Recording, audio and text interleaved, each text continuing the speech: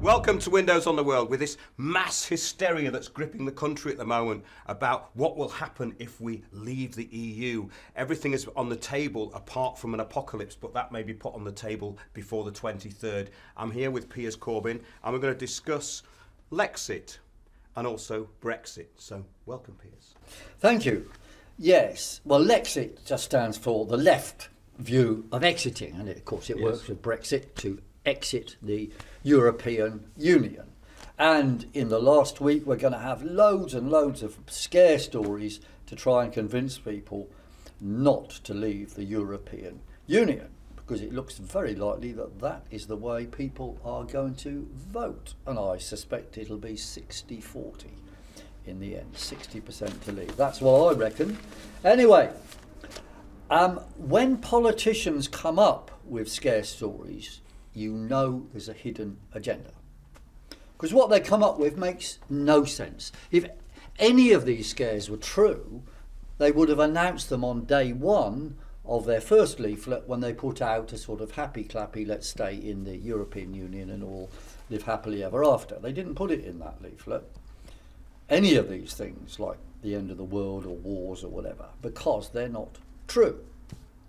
Now, my assessment of it now is there's no reason that's come up whatsoever to vote for remaining in the EU unless you happen to be an unelected, parasitic bureaucrat in the European Union that is not accountable to anybody elected and is working for the multinationals to have an in to privatise and asset strip the British economy.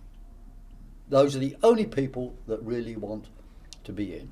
The rest of us are being tricked to go along with them. Now, I was at the Left Exit rally in Camden Town Hall on Monday the 13th of June, and it was very interesting. It's crystal clear from what was said there by very well informed people involved in trade unions and so forth, that the European Union is a privatisation machine working for the multinationals through such activities as the TTIP, which is posed as a trade deal. Now, of course, trade deals aren't necessary for trade, but they want them because it helps them.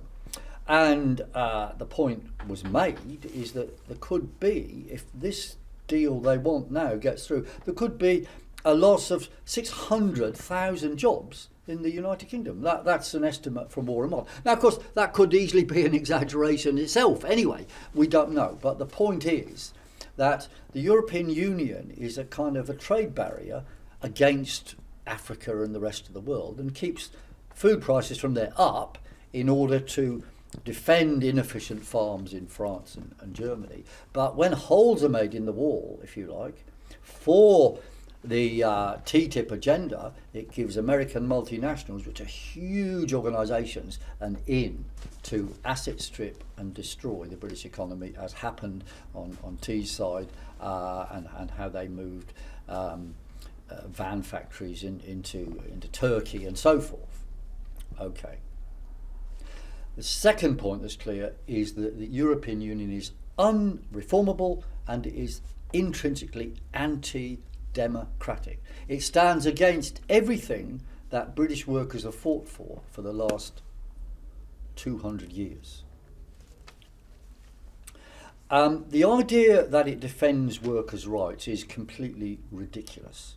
It undermines them, and the European treaties themselves have written into them privatisation as a natural, normal mechanism to be defended by the bureaucratic superstate upon which we have no control in the end.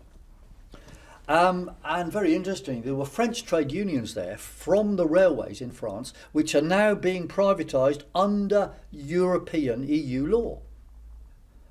Well, they said to us, we do not want you in Europe working with us or anything. We want you to exit Europe in order to destroy the European Union, upon which we will build proper worker solidarity between workers in action to defend their rights. And of course the idea that, you know, Britain can somehow go into the European Union, then nationalise the railways in Britain is absurd. I mean, that would be against European law as it currently stands. And there's no sign of it changing anything towards what people want. So the idea that it's a happy, clappy club of workers' rights and multi-racism is just a lie. You see, when workers' rights were needed in Greece, for example, the so-called social chapter was shown to be nonsense, not worth a light. The social chapter, as it's called, was a sugar pill just to try and convince people, working people across Europe, that the EU is a good idea.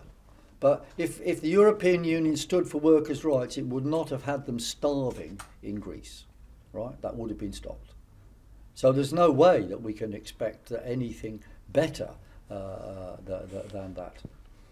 Now, in terms of the options being given the British public, of course, the straightforward question is to vote in or out. Now, Julian Assange of WikiLeaks on the TV gave a very interesting summary last Sunday. He said, well, there's four ways of looking at this. There's left in and left out, and there's right in and there's right out. Okay, and the right in, for example, is Cameron and the Blairites, and they are there standing wholly for multinational plunder of the British economy and other economies. But interestingly, when this happens, it's not the German economy which gets plundered. And right now, when there's been a run on the pound, it's Germany where investors buzz off to, because they know the Germans are in charge of the European Union. Okay. The left in is reform of the EU. This is official Labour Party policy, and Julian Assange just said, look, that is impossible. Now, the right out is basically the old empire. Boris Johnson, Michael Gove, and they want, you know, British values and so forth. But of course, like the other Tories, they're also privatisers. They're not doing this for the good of much, but they do support British democracy, and that is fundamentally the bottom line. And the left out, of course, is a new way forward. What the left out groups are saying, and that includes a lot of people in the Labour Party and quite a lot of other parties, small groups, are saying if we get out, we'll have a new beginning. There's new possibilities, new debate on the way Britain is going to go. And to me, that is the only realistic way forward. And it's to support them that we have to vote exit, because they put forward possibilities. And in realistic terms, what will happen on June the 24th, I hope, and I hope you hope, that EU out equals Cameron out. Then there's a struggle in the Tory party, but it won't be just stopping there, because, you know, Gove or Boris getting in charge of the Tory party in Parliament isn't going to be a happy arrangement anyway, because all Cameron's mates are going to go berserk. And what we should be doing at that point is calling for a general election, because there's a different Britain going to be there. We have to have a general election, obviously, and get you know, a left Labour government with my brother and John McDonnell leading it, and actually fight for what we want. But the best ways to do that is outside the European Union. And I would just say, please urge all your friends to vote out and be ready for the most insane scare stories imaginable. They will come forward. Just ignore them all. Go into that polling booth and vote out, out, out. Thank you. Well, that's very interesting, Piers, because what we've got here today are even more stupid scare stories. Right. Unfortunately, your brother seems to be behind some of those, although he's probably got a knife to his back as we speak. You don't have to comment on that, it's just my opinion. You could ask his press office, I suppose. Yeah, might be worth a phone call. And stuff about the NHS that's being put in. Now, this is total nonsense. it said there would be huge uncertainty about whether the NHS could recruit staff from the EU. Why would that be a problem? And of course, they been to recruit the people NHS from outside the I didn't EU, meet any EU mainly the staff. Philippines, right? Well, of course. It was Philippines and Africans there. I mean, that's fine. They're working hard, serving the NHS, but they were not from the European Union. But even if they are, there's not going to be a problem. Exactly. But What could be the problem? Well, what could be the problem? Can you think of one? No, No. it isn't a problem. It's just a scare story. Well, exactly. And we're kind of getting these thrown at us every day now. Well, the NHS is a football, right? Yes. I mean, you know, everyone defends the NHS, though of course the Tories don't underneath defend it, nor do the Blairites. They spend a lot of time privatising it in various shapes or forms. Yeah, the idea that this would lead to privatisation is just a joke because it's already being privatised. I mean, it's an absolute that's nonsense, but we're seeing the arguments get more and more childish now. That's why we're doing what we're doing today. But I've been up and down the country over the past few days, and all the signs I see are for exit. I haven't really seen any for Remain. I don't know whether that's because of the people who are funding them and passing many acres of farmland here, and obviously the farmers have got quite a lot of problems with the EU as it is. Well, my understanding of phone calls made by the Remain campaign, hopefully they imagine to younger people, is they're not producing people going for Remain. They're producing people who are refusing to say or just saying outright, we're going to vote exit. Don't get carried away by any scare stories.